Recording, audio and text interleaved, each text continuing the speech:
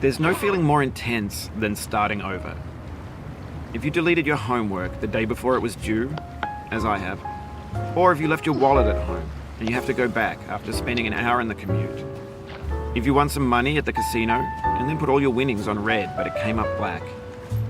If you got your best shirt dry cleaned before a wedding and then immediately dropped food on it. If you won an argument with a friend and then later discovered that they just returned to their original view. Starting over is harder than starting up.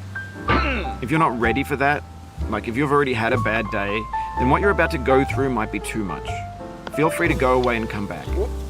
I'll be here. Alright, thanks for coming with me on this trip. I'll understand if you have to take a break at any point. Just find a safe place to stop and quit the game. And don't worry, I'll save your progress, always, even your mistakes. This game is a homage to a free game that came out in 2002, titled Sexy Hiking. The author of that game was Jazuo, a mysterious Czech designer who was known at the time as the father of B games. And B games are rough assemblages of found objects. Designers slap them together very quickly and freely, and they're often too rough and unfriendly to gain much of a following. They're built more for the joy of building them than as polished products. In a certain way, Sexy Hiking is the perfect embodiment of a B game. It's built almost entirely out of found and recycled parts, and it's one of the most unusual and unfriendly games of its time. In it, your task is simply to drag yourself up a mountain with a hammer. That act of climbing, in the digital world or in real life, has certain essential properties that give the game its flavor. No amount of forward progress is guaranteed. Some cliffs are too sheer or too slippery. And the player is constantly, unremittingly in danger of falling and losing everything. Anyway, when you start Sexy Hiking, you're standing next to this dead tree that blocks the way to the entire rest of the game.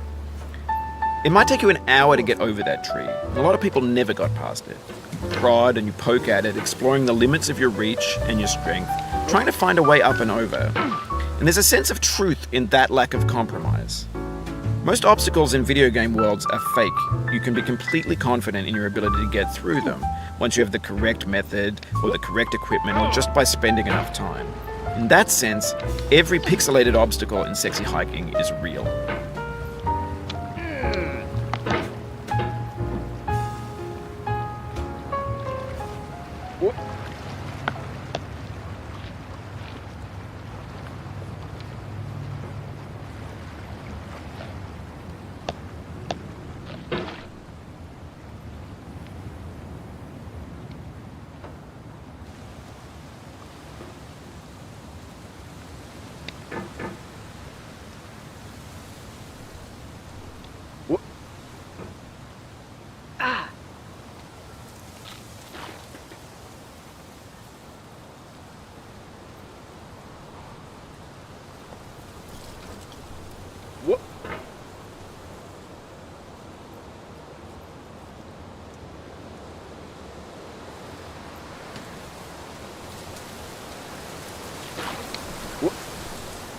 Oh, you just lost a lot of progress.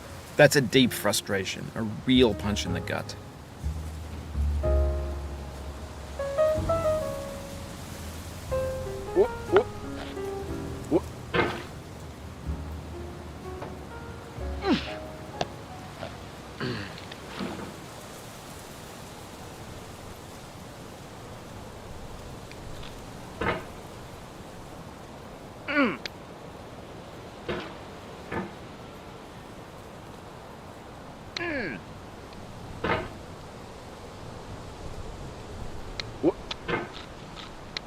The obstacles in Sexy Hiking are unyielding, and that makes the game uniquely frustrating.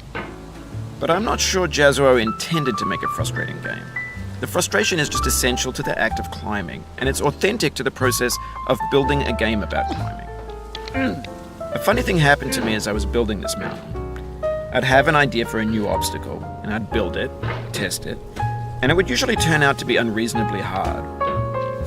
But I couldn't bring myself to make it easier. It already felt like my inability to get past the new obstacle was my fault as a player rather than as a builder. Imaginary mountains build themselves from our efforts to climb them, and it's our repeated attempts to reach the summit that turns those mountains into something real. When you're building a video game world, you're building with ideas. And that can be like working with quickset cement. You mold your ideas into a certain shape that can be played with, and in the process of playing with them, they begin to harden and set until they're immutable, like rock. And at that point, you can't change the world, not without breaking it into pieces and starting fresh with new ideas. For years now, people have been predicting that games would soon be made out of prefabricated objects, bought in a store and assembled into a world.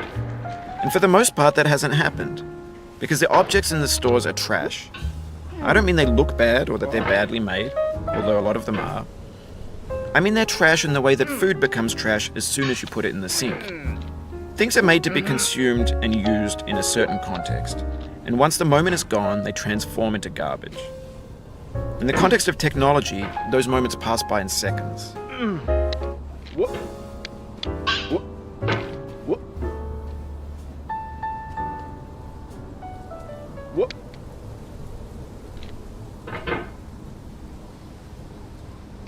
Over time, we've poured more and more refuse into this vast digital landfill that we call the internet.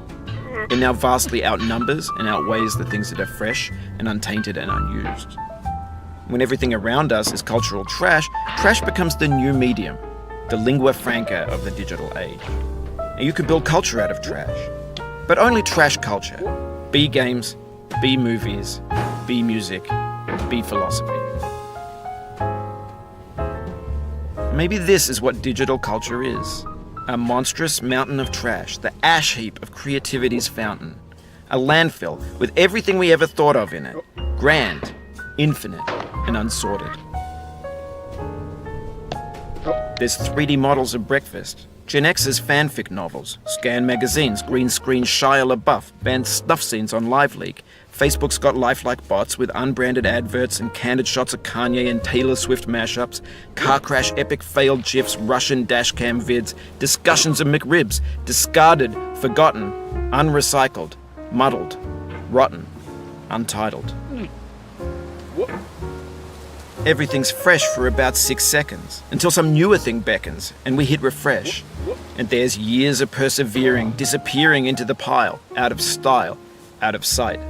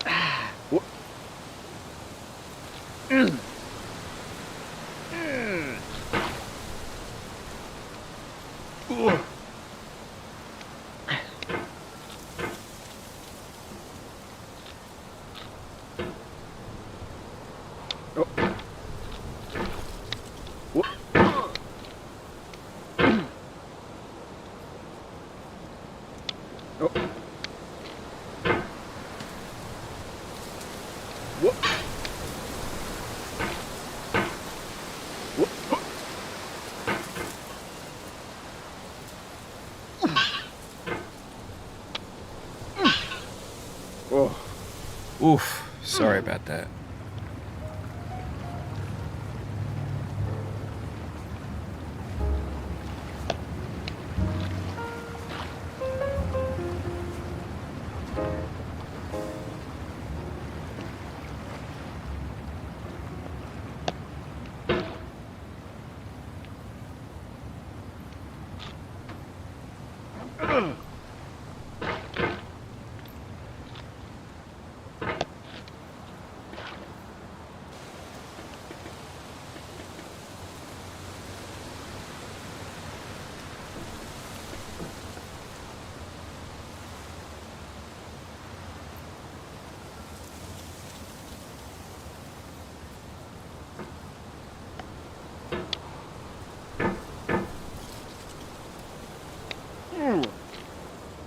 Oh, it happened again.